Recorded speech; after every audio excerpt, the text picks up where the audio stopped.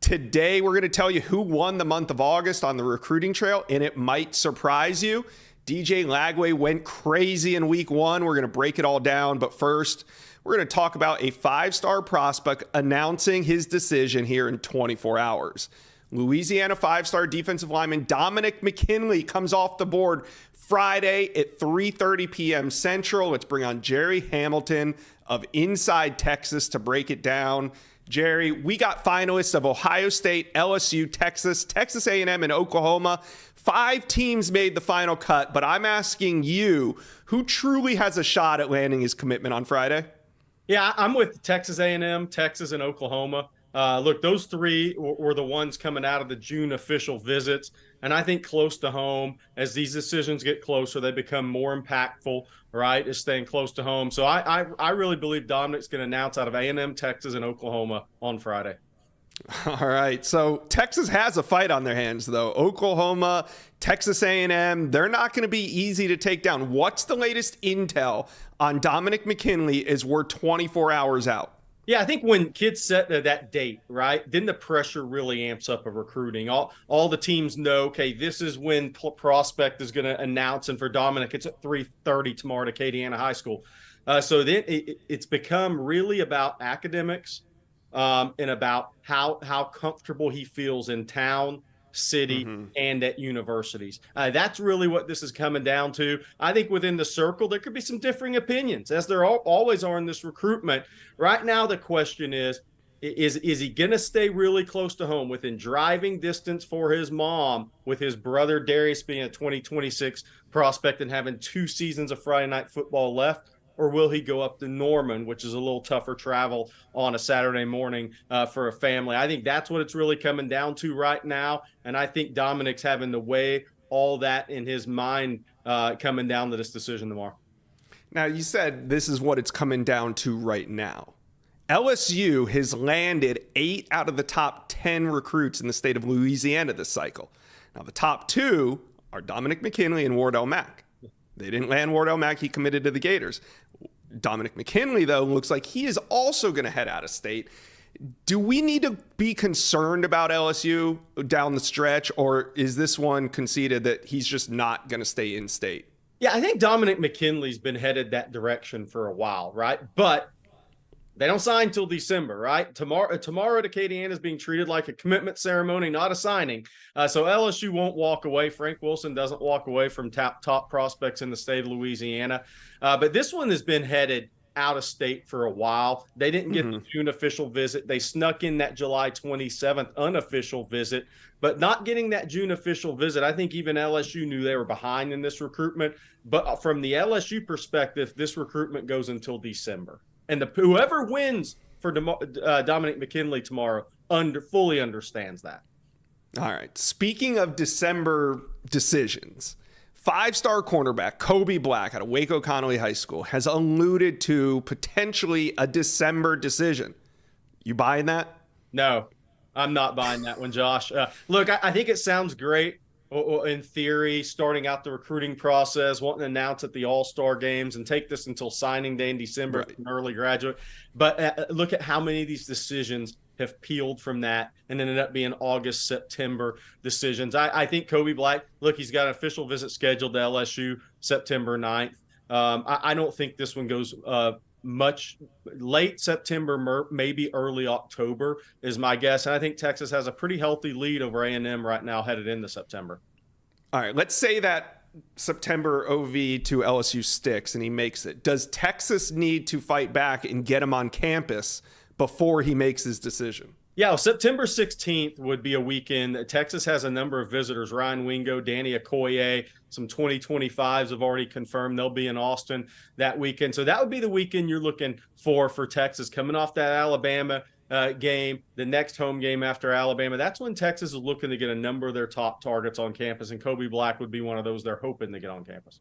Is that going to be the first big visit weekend? I know Wardell Mack is expected to be in town for week 1, but is that kind of shaping up to be Texas's big visit weekend, at least for the first quarter of the season? Yeah, it's September 17th. That Texas Rice game, 2:30, it's going to be 1,000 degrees, right? I think that September 17th game coming off Alabama, Obviously, Texas fans are hoping that's a win over Alabama. Not an easy task in Tuscaloosa at night. Ask anybody since 2015, but that is the first big weekend for Texas. And then maybe September 30th is another one you look at when Kansas comes to town.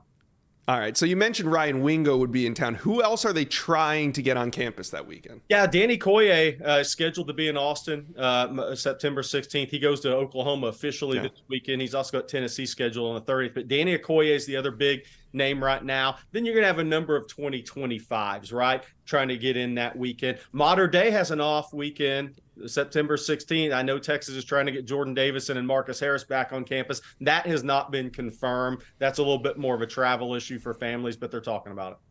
All right. Well, speaking of Mater Dei, this is a great place. This is where I'm going to end it with you, Jerry. Brandon Baker, the 5-star offensive tackle, is probably going to make a decision here in the next 3-4 weeks. Where do you think Texas stands as we head into the season? Yeah, I think Texas is a pretty good spot with Brandon Baker right now. Of course, he's going to go to Nebraska September 16th for an official visit. I think that will play into that decision, obviously. The question is, does he get back to Oregon before he makes a decision? It's been a while since he's been to Oregon. He made the June official visits to Texas, Ohio State, and Georgia. Georgia's not in the mix. It's really Texas, Ohio State, Oregon, and we'll see if Nebraska really fights their way in. I think Oregon had a big lead early. I think that's definitely dissipated. I think Texas is in a pretty good spot right now. We'll see how this month ends for the Longhorns.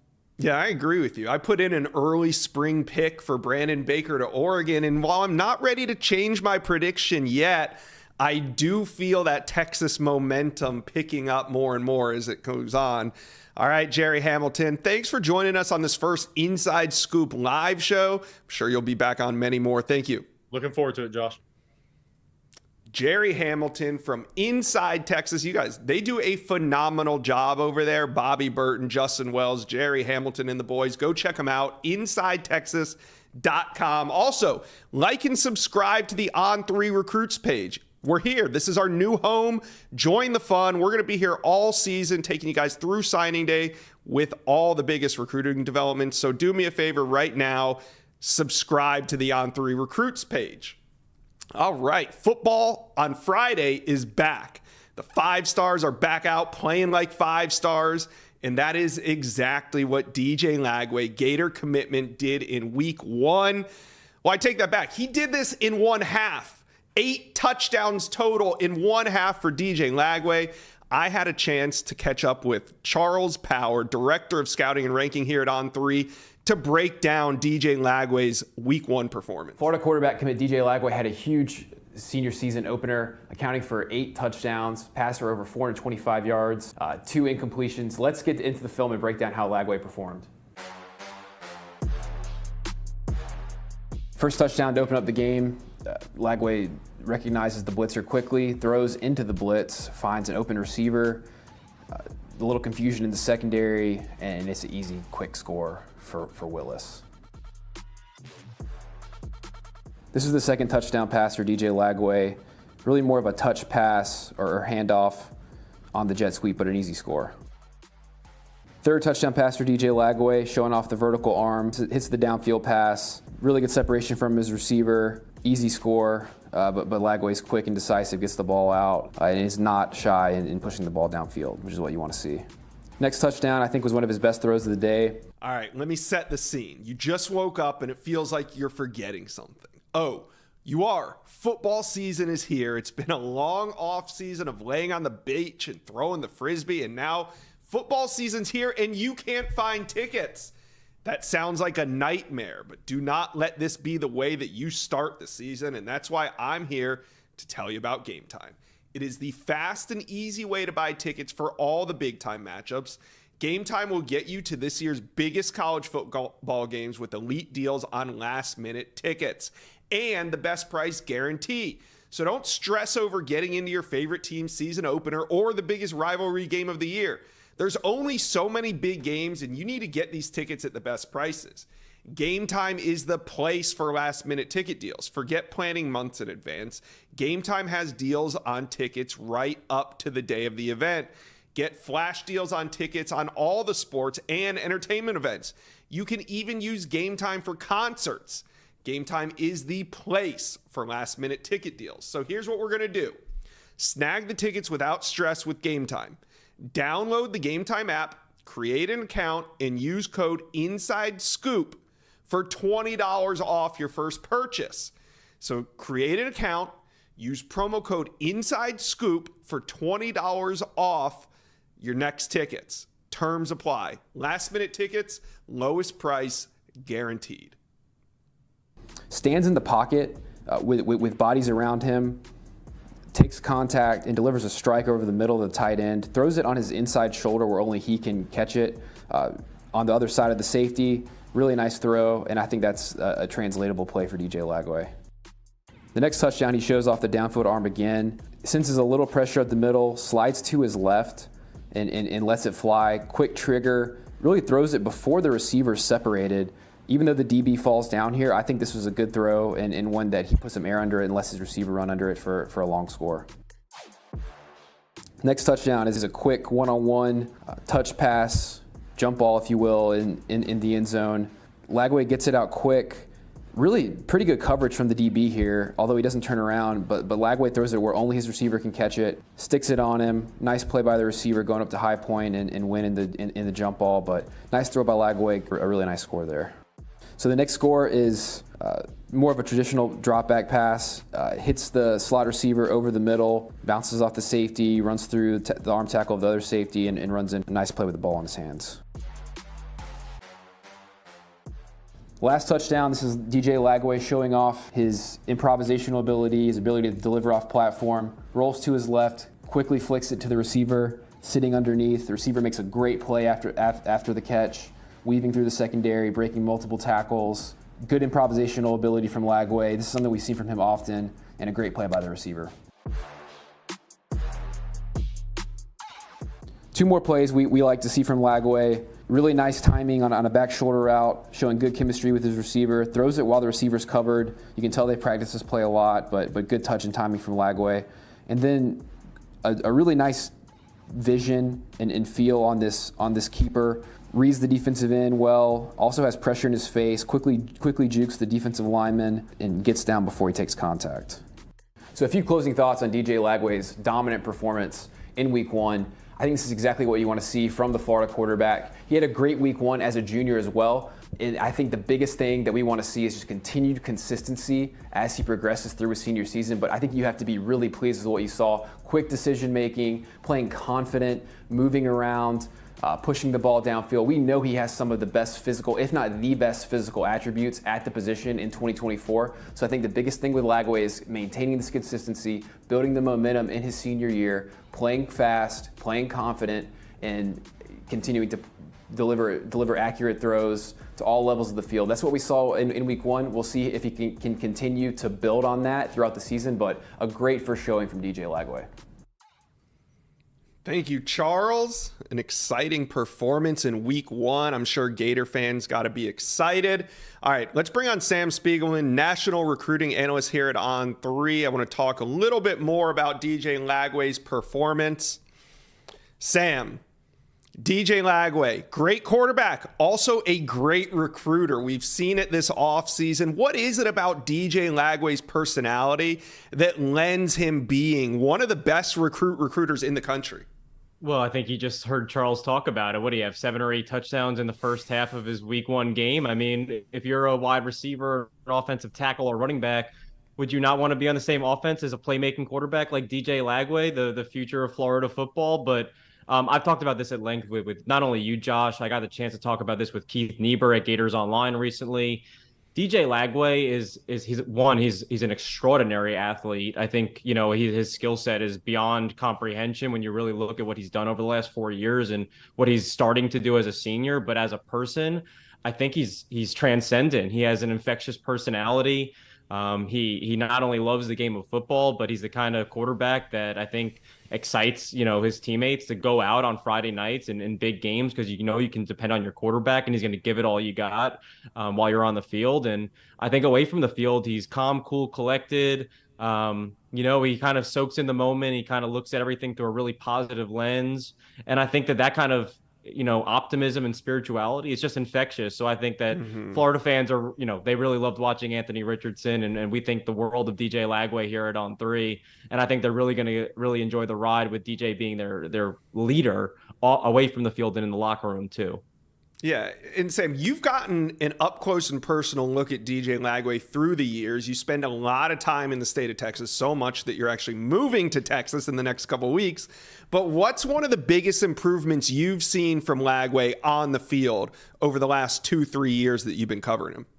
Yeah, I think it's not only that he absorbs the offense, but he's the timing of his rhythm and his throws. What we saw, I know it's a short sample size of last week, but I got to watch him again over the summer at Elite 11, and really during spring practice, my biggest takeaway was when he is in a rhythm, his ball placement, not only downfield, we know that he has an incredibly strong arm, but his ball placement and timing with his receivers in the middle of the field, outside the numbers on the short and intermediate throws in particular, has drastically improved. That is, going to be the biggest obstacle as he makes the transition from Willis High School 6A football in Texas to the SEC, playing in the swamp in Gainesville, is going to be the speed of the game and being able to attack different layers of the defense.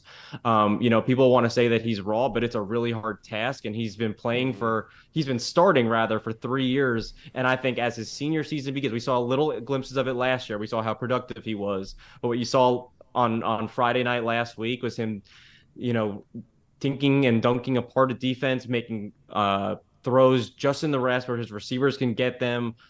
Threading the needle consistently and doing it in all parts of the field. That's the kind of progression you want to see from DJ Lagway. And we saw just a tip of the iceberg week 1. I'm excited when we look at the full body of work at the end of the regular season and if they make it to the playoffs. Yeah, can't wait. I mean, to see a performance like that, 8 touchdowns first half, you got to be excited about the start that DJ Lagway is off to. And we're going to do a feature like this every Thursday with Charles. So this week, though, that DJ Lagway stat line just jumped off the page, and we had to feature him.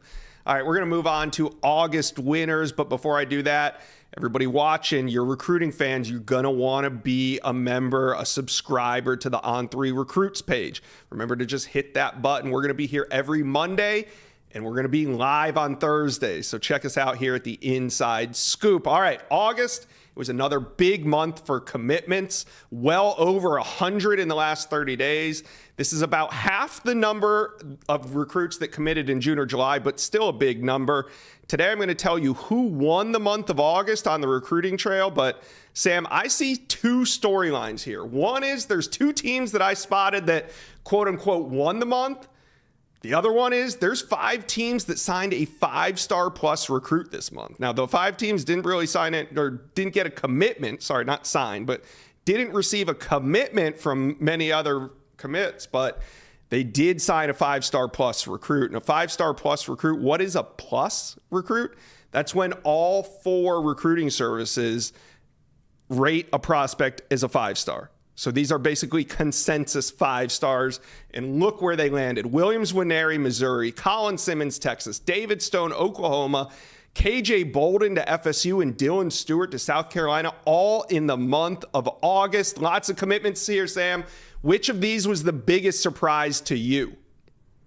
I don't know if you would call it a surprise, but I think Williams-Winery to Missouri ended up he's a number 1 player in the On 300. It was a surprise. It was a surprise. Out-of-state lean for a good chunk of his recruitment, and we saw just so many different teams fluctuating at the top.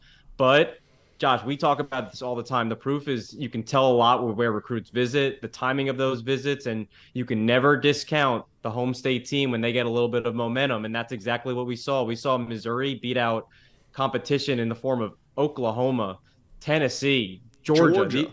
These are not, beating out, Kent State, no offense to them, but these are major players in the college football power spectrum. And they came in from behind and closed the gap quickly. And as Missouri and Eli Drinkwitz look toward the future, they have a major building block, and he's from their home state, which is only going to help them with the rest of the state, which is very talented this year. Yeah, and if anybody says they weren't surprised by Williams-Nwaneri landing at Mizzou are lying. I mean, yeah, sure. In the last 48 hours, there was a lot of buzz, and recruiting experts were saying that it was going to be Missouri. But for the 6, 7, 8, 24 months before that, everybody figured it would be Oklahoma, and Mizzou pulls it out in the end. So we're going to get to Ryan Wingo on another show, but they could be in line for another one. SEC recruiting, very strong. If you look at that list, it's all SEC except for one team, and that's Florida State. How big of a win was it for the Noles to land the number 1 safety in the country, KJ Bolden, over Georgia and Auburn earlier this month? Yeah, if Williams-Nwaneri wasn't my choice, KJ Bolden was certainly what I was thinking about in the 30 minutes leading into this live show. Again, we're talking about the competition, beating out schools like Auburn and Georgia and Florida State is, a lot of schools, a lot of high profile recruits will say, oh, this was my dream school. Well, for KJ Bolden, that turned out to be the biggest factor in the end. We know that he was a top priority for schools like Georgia and Ohio State and Auburn and Alabama. The list goes on and on. He is the number 1 safety in the country. And in today's college football world, a safety can be an answer to an elite pass catcher and a run game all in one if you have the right defensive coordinator calling the shots. And Mike Norvell and the Seminoles, I think that they're recruiting on a different clip than they have in at least half a decade, maybe even more. You now look at a secondary for Coach Norvell and Pat Surtain in his first year that includes commitments from 2 5-stars and Charles Lester and KJ Bolden. That's the in-state big target and the out-of-state big target. And the way the Florida State recruiting, I don't think that we've seen them recruit at this clip in some time. And I think that speaks volumes about not only the season that they're going to have this year, but what to expect from this program moving forward. Yeah, and then we got 5-star plus edge Dylan Stewart committing to South Carolina. Now, last cycle, Shane Beamer shocked the country by landing Nicholas Harbor on the February signing day. He doesn't have to wait that long to land his second 5-star, and that is Dylan Stewart, a big shocker. Now, South Carolina, they're not done battling. They got Daniel Hill, 4-star running back out of Mississippi, in their sights. Only problem is they're competing against Alabama for him. Do you like South Carolina in this head-to-head battle against Alabama for Daniel Hill? I certainly did like South Carolina for a good portion of the spring. And then as his August 22nd commitment neared, I still liked where Shane Beamer and Montario Hardesty and the Gamecocks stood. The fact that Daniel Hill, after, he's been going through this recruiting process for 2 or 3 years very intensely, and he not only had a busy June, but made his way back to Tuscaloosa in July. The fact that he was able to delay his decision, I think, speaks volumes about how hard Robert Gillespie and Nick Saban have come. The Tide have always been staples in this Mississippi running backs recruitment. Delaying this is only going to open up the doors for another visit back to Tuscaloosa, and Alabama's missed on a couple of their running back targets. And I think I've said it on the Inside Scoop. They're not going to keep missing, and they're going to kind of drive home on the guys that they want. And Daniel Hill is certainly on that list, Josh. All right, Sam. Well, now let's talk about who actually won the month of August in recruiting. Speaking of August winners, Inside Scoop fans, listen up. I need to tell you about these Bird Dog shorts that I've been wearing. Bird Dogs were the big August winner for me because I live in Nashville, Tennessee. It's hot here, and I wear my Bird Dogs for a couple months. I love them. I wear them when I go to work. I've been wearing them golfing. So, of course, when I went on vacation to Florida, I wore them. And let me tell you, it gets swampy down in Florida. It gets swampy down there, if you know what I mean. But Bird Dogs has a great cloud knit fabric that looks just like a nice pair of khakis, but way more flexible. And most importantly, it keeps you cool and dry even when you're on vacation down in that Florida swamp. So here's what we're going to do.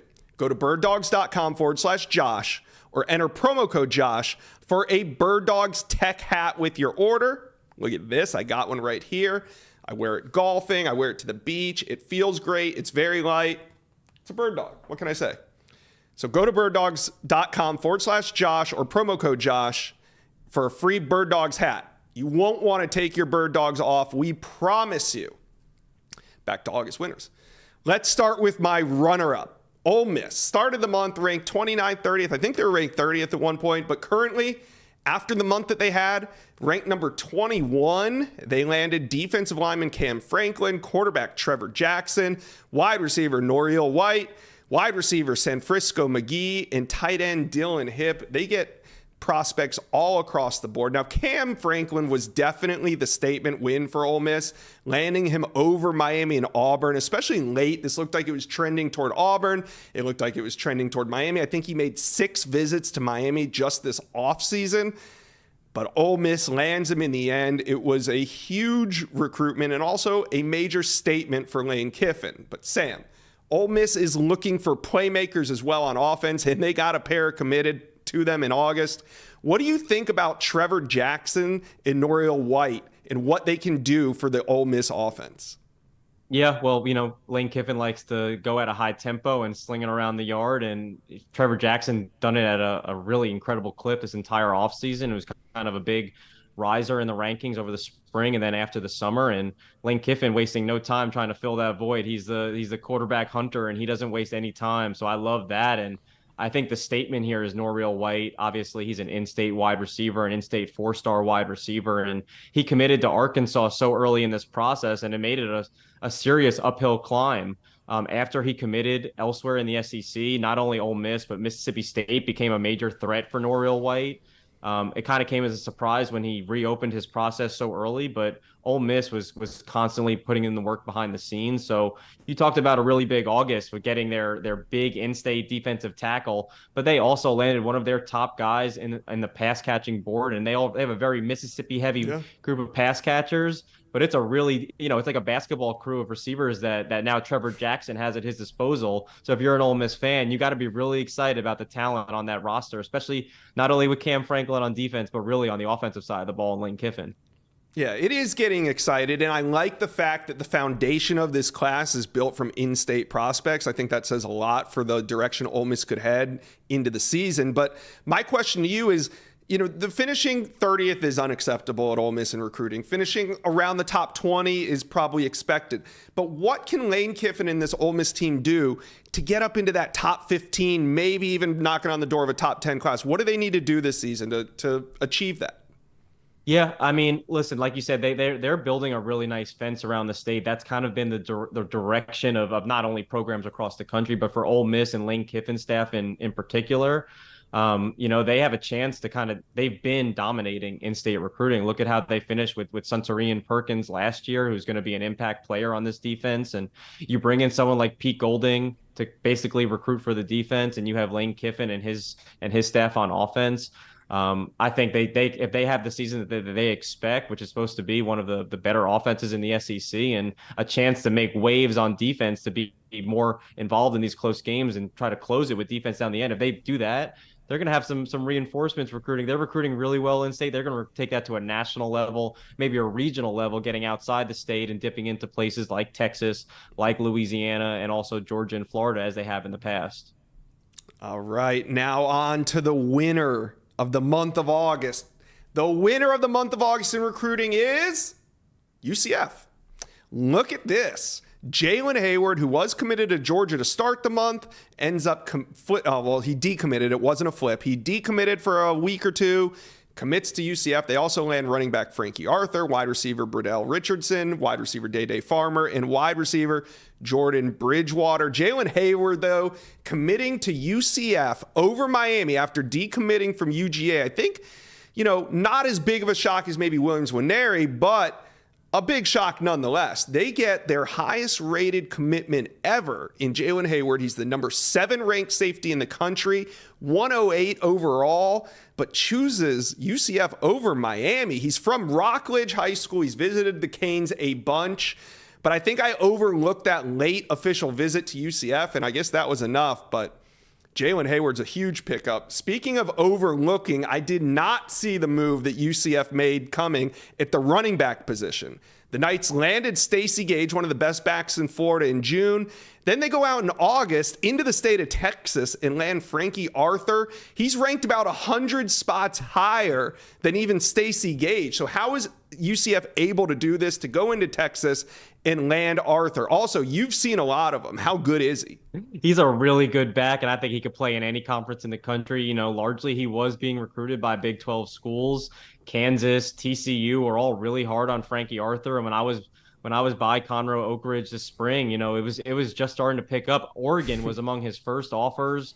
And Carlos Lachlan, if you know the running back coach at Oregon, it's not a crazy offer to offer him Frank Arthur. He can do it all. He's a big-bodied running back, and you think about the power and downhill running style of Stacey Gage. With Frankie Arthur, again, it's that same tough downhill physical running style, but he's also really dynamic with the ball in his hands in space. And seems like UCF, like you said, the getting Jalen Hayward speaks volumes, and then going to get a running back on the other side of the ball from the state of Texas. They're recruiting at a national level at UCF, which as they make that conference leap, these are the kind of resources you need.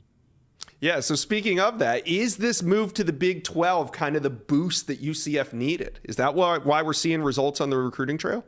Yeah, of course. I think that when you can play in a conference that is going to be featured on primetime TV week in and week out and play for an offensive-minded coach like Coach Malzahn. And, I mean, listen, UCF has historically, maybe as a group of 5 team, has had, incredible success, but now the chance to do that in a bigger, broader conference, I mean, that's going to give them a national spotlight, which I think they've certainly deserved over the past 10 plus years, and now they have a chance to kind of soak up and thrive in that area.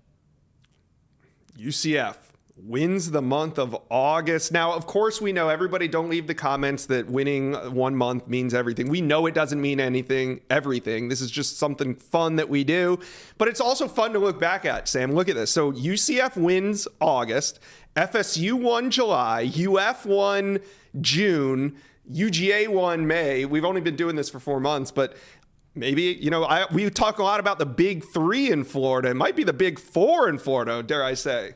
Yeah, when is Miami's turn? I mean, come on, Josh. I mean, we know Miami had their chance. This could have been Miami's month, because if they land Cam Franklin, if they land Colin Simmons, if they land David Stone, or any combination, 2 of those 3, then they probably do win the month of August. But instead, it's UCF winning the month of August. Let me know in the comments section who you thought won the month.